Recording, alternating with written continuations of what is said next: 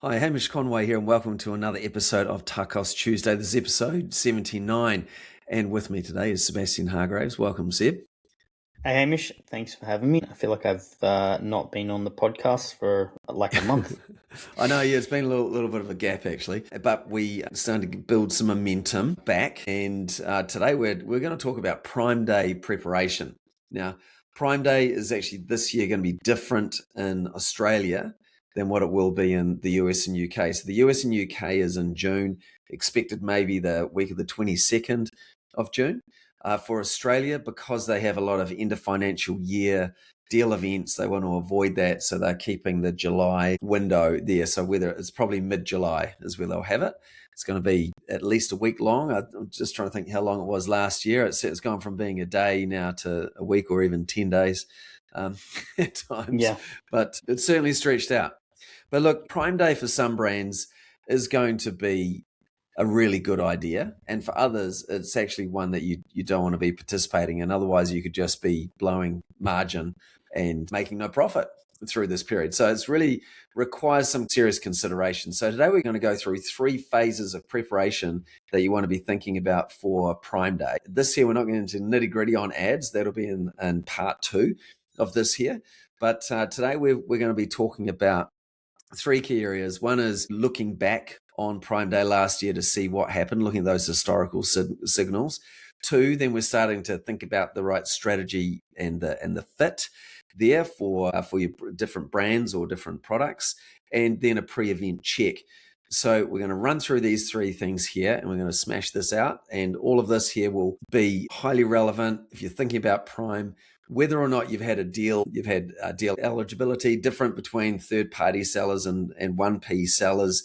So there's some differences there that we may touch on. And look, if you're in the UK and USA or some other European countries, it's not too late to take into account these side of things here. Okay, so Seb, let's talk about step 1. So the objective here is how do we optimize this window? We know that the traffic hitting the website basically doubles.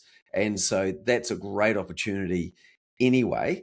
But first of all, as we plan, historical signals. Talk me through how you go about looking back historically to help form decisions for Prime Day 2026. Yep. I suppose the key part is in the way you phrased it there, which is that we want to look at historical to understand whether Prime was a success for us or not, whether it drove the right type of behavior that we wanted, the right type of customer that we wanted. And so those are some of the questions that we ask. So there's kind of 2 sides to the equation when you think of Prime. There's the acquiring the customer side, and then there's the cost to acquire that customer. So on one side, you've got how many unique customers, are they new to my brand, all of these kind of metrics that are important.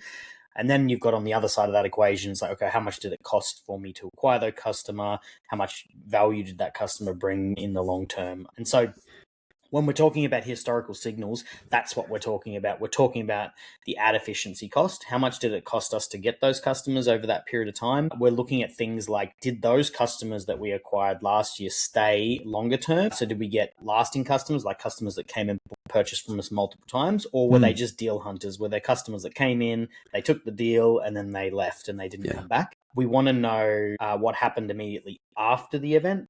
So we want to understand if did we just bring demand forward? As in, so maybe people that were going to purchase at full price, just basically we brought demand forward into the event. And so we want to look at our historical data to see, well, what happened after the event? Did our volume completely drop away, or did we continue to have demand after the event as well? One of the other areas that we want to look at is our organic rank. Sometimes using deal events is a great way to raise the floor of your organic rank and have a better organic rank. And so we want to understand on our BSR, our bestseller rank, are we at a new level, or were we at a new level historically when we did the event, and has that carried through and maintained after the event kind of concluded? So those are some key areas, probably the main key areas that we'd want to look at historically. Okay, so that's what we're doing there. Literally, how do you do this? And I know the answer to it, but I won't. But for the audience might be asking that, right? Like, well, how do you actually get that information there? Yeah, so in previous years, it's actually been very, very difficult to get. But Amazon has Amazon's Marketing Cloud, which makes it a lot easier to understand the customer. For those who don't know what Amazon Marketing Cloud is, we've got a few episodes on it. But it makes it a lot easier to understand some of those metrics specifically for deal events. So that's one way that we're solving that problem. Other ways is just analyzing the data and like the correct kind of time frame. Like when we're talking about bringing demand forward, understanding what was that drop off compared to Prime and how does that compare to other deal events. Yeah, no, that sounds good. And look, and later I'll mention if you do want to have an Amazon Marketing Cloud project there where you can get these amazing insights. Like it's ridiculous how useful this is. So you can play by the different set of rules with Amazon ads. Then that's something to perhaps connect with Seb about. Okay, so we're looking for those signals there, starting to build a picture. Then we've got to start making getting some more input around strategy. So what are some key questions you like to ask as we are starting to get towards which SKUs do we want to be putting deals on? Yeah, it's a good question. Yeah, Or so not. or not. That's right. So I suppose that so we've done the historical signals. Now it's kind of like, okay, we know what happened in the past. One thing I didn't mention on the historical is understanding which days of the event are strongest and things like that. That's another really good piece to cover. So. But yes, for the strategy fit, what we want to understand is three main questions. The first is, does our product have a high, moderate, or low repurchase rate? That's going to affect your decision-making around what products that we should lead with. How tight are our margins on those products? Are they tight, moderate, and healthy? Now, that's going to be relative to your catalog. So when we say tight, moderate, and healthy, it's all relative to your average or your medium for your brand. How strong is your new to brand acquisition for that brand or for that product? So what we don't want to do during Prime Days, we don't want to just cannibalize our current customer base with these deal events. That would be a bad way to run Prime Day, because all you're doing then is, when we're talking about bringing that demand forward, you might just be bringing forward all of these loyal customers. They're like, oh, cool, it's on deal, I'm going to purchase. And you haven't really used the event to drive what we want to do, which is to drive growth and incremental growth, which is driving that new to brand component of the business. Okay. I mean, is it wrong though for a brand who does have a loyal base to go, hey, here's some deals for you, and it might be that they buy more products at the same time because it is on deal. Is it like we can call it cannibalizing? I know we didn't talk about this before the show. I was just thinking of it as you were talking there. Is it cannibalizing, or can it kind of be a customer loyalty thing? And maybe the average cart size has gone up or the attachment rate's gone up. Is that a valid consideration as well? It is, but not during Prime. So if you are going to do something like that, you want more tailored. So for 3P sellers, there's things called brand tailored promotions, although they're available more in the US and UK. I don't think that all categories have them in AU, but you can offer tailored promotions to your loyal customers. And that's how you want to do it. You don't want to offer discounts to everyone and not be able to, define the difference between the two. So, and Prime is primarily an acquisition event, not an event where you're trying to maintain your loyal customers. So, I mean, there's probably, like, for me, what stands out here, a couple of things is margins, because with the deals, you got to be giving at least 15%, and Amazon want like as much as possible, but at 15, 20% is not uncommon. So that's margin effectively that you are giving away to acquire the customer. And then if you've got some ad spend on top of that, you've got what do you call that? A combined cost of acquisition. You get a lower contribution margin once you put all that together. Yeah, maybe even a loss, right? Or break even or loss situation. So therefore, if you don't know what your lifetime value is, then that's a major issue, isn't it? In terms of, like, one, it could really just stop you from doing anything at all. That might be the right decision, or it could be that actually you're missing out on acquiring a lot of customers that could really help you grow the overall base of your customers. So That kind of a couple Absolutely. of key things. Yeah, absolutely. Yeah. Yeah. Even going further, separating your new to brand customers from your repeat customers is another great way to Yeah. understand what your return was on just that customer base versus the repeat base, and resetting what your targets should be based on your contribution margin, right? We've talked about setting, Yes. I think we've got an episode before this one, which is every campaign has a job, and we talk through how to set up your targets. Well, if your average order value changes or your price point changes, your target has to change because you're now getting less margin for each sale. So understanding that piece is part of definitely of making sure you've got the right strategy fit. Okay, cool. So we're now starting to form this picture of which products in the range make sense. And then what else is there from a strategy fit point of view that you want to take into account? So the only other points to talk about was when should we be scaling aggressively and when should we be focusing on efficiency first. So scaling aggressively works well when the following is true, and that is you've got a high repeat purchase rate for product.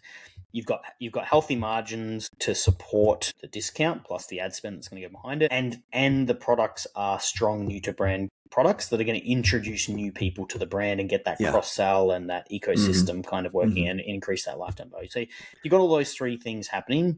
Scaling aggressively is a good option for you during Prime. And then the other side of that is the efficiency first. Like, when does efficiency first work well? And that's obviously kind of the inverse of that. When your margins are tight, you've got low repeat rates, and you've got limited inventory or uncertain supply. Those would be a situation where you'd only be participating in a handful of products in the event, and that type of event isn't the type of event that you want to do any testing or not large scale testing with, because that's how you can really burn through some budget and some money. So if you do testing, if you've got tighter margins and you've got a low repeat rate, you want to do limited testing during the event to avoid any blow ups. Yeah, 100%.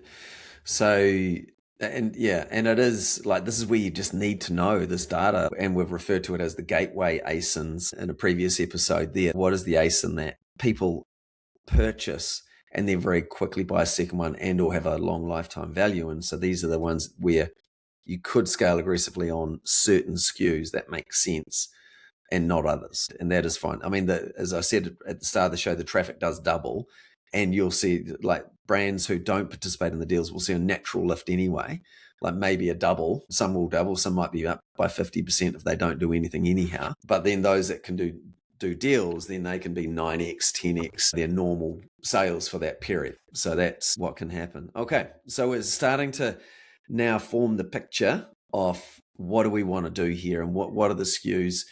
Then we've got a pre-event check.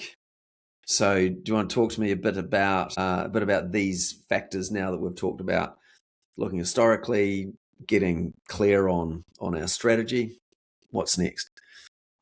Yeah, so the pre-event check is basically because historically things might have changed. So if you're looking at historical signals and you're like, oh, this is good, that's good, things may have changed. So you do need to have a pre-event check that allows you to basically say, has anything changed since we did this event a year ago? And some of those things are going to include like deal eligibility. If you drop below a certain rating, or you've got a new product that doesn't have reviews yet and things like that, it's not going to be eligible for deals during Prime.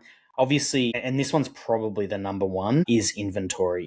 You must have, during and after the event, available inventory. Inventory damages so many areas of a product when it goes out of stock. It's hard to kind of say that loudly enough, but it's really detrimental. So if you are going to have availability issues, those are products that are just ruled out of being part of the event. Obviously, listing quality. Yep. You also don't want to build this amazing momentum and then sell out. And then like we talk about organic ranking previously there. And if you do a whole lot of hard work and then if you run out of stock, then that ranking just falls. So you want to do all the good work. So it's not just that. It's also like if you're let's say you're on a product that's got a repeat cycle of 30 days and you're out of stock for the 30 days, the person that you just spent a whole lot of money acquiring goes, I can't get this product readily available, so I'm going to move to a different brand. And you just lost that customer you spent a whole lot of money acquiring. So there's a cascading effect, not only on the organic rank, which is the one that you feel immediately, but also it's on the customers you lose because of the lack of availability for stock too. So that's right. And then what about for brands who have certain ASINs that are overstocked? Like, is this a good opportunity just to go, right, let's clear some inventory so we don't get it sent back by Amazon, or it doesn't incur fees? Yeah, I mean, normally, you're going to have a great window. Like, particularly if you do a good offer, Amazon will sometimes put you on the deals page, their home page, home deals page. That gets a lot of traffic during like these kind of events. So if you can end up on a limited time deal page type thing, you can move a lot of stock in a really short period of time. Yeah, that's good. Yeah, so making sure you get the inventory in, or you're getting purchase orders where you need to as well. So that's there. And then you're touching on listing quality. So continue on that. Yeah, so this is just, things may have changed from when you previously run things. So listing quality, it could be a bunch of things, but it could be the images, the image stacks, the titles, the bullets, they need to be updated. The A+ content needs to be updated. All of those things that you'd want to check before you're focusing on using those as products that you want to run these deal events on. Reviews and ratings is a big one. I see it all the time, particularly if you're a more premium product as well. If you have a rating of like a 4.5 star and you drop to a 4.3 star, you're going to see a difference in your performance. Sometimes these things can take a while to turn around, but at least being aware of these things means that you'll understand whether you want to participate in that event, knowing that you're probably not going to have as good performance as you did the year before, as an example. So, or it may mean that you offer a bigger discount to offset the fact that you have a lower rating than you've had before. Nice, excellent. And then last part there is like advertising budget, making sure you've got approved or agreed advertising budget. That in the next episode we'll dig into more about how to best utilize that in terms of a phased timeline leading in, during the event, and post the event as well, and when you might even turn it off completely. So that's there in that pre-event checklist. So you don't want to turn up to Prime and just be the same budget. If that's all you've got, that's all you've got. But if you can get more, given the above points that we talked about around, if you've got good margin to work with, high repeat, then you want to put fuel onto that opportunity. So, okay. Well, look, Seb, tell us a bit about what we'll cover next time, just so people tune in there as we talk about, well, I touched on a bit. Is there anything else you'd add to that? Phasing timeline, so how we phase in different ad types, what days, when, the pre-event, so like the week before the event, the week after the event. We're going to talk about those, what ad types that we think are best to use during the event. And all of this is subject to how much you've got to spend, of course. And then measuring success as well. Now, that'll be post event, but that'll be another one where it's like, if you don't, we talked about historical signals here, where it was like going back to last year. So we'll talk a little bit more about measuring that one as a agency, as in we'll kind of talk about how did it do compared to previous ones, but also as individual brands, how you guys can go and measure your own results to see how they perform. Yeah, excellent. And again, just as a final point, and then we'll put a full stop on the episode. So if you would like to have a look at your historical Prime Day performance and understand what your lifetime value is, what are those ASINs that are the perfect gateway ASINs, then connect with us at hello@GoSellGlobal, and we'll tee up a conversation with Seb to talk about doing an AMC Insights review, which is it's fascinating data that comes out of that, and it does allow you to really dial in your advertising strategy in a new way that hardly anyone is doing. So we'll leave it at that. So thanks again for tuning in to TACOS Tuesday, and hope you enjoyed that. Thanks, Seb, and I'll let you dash on to your next meeting.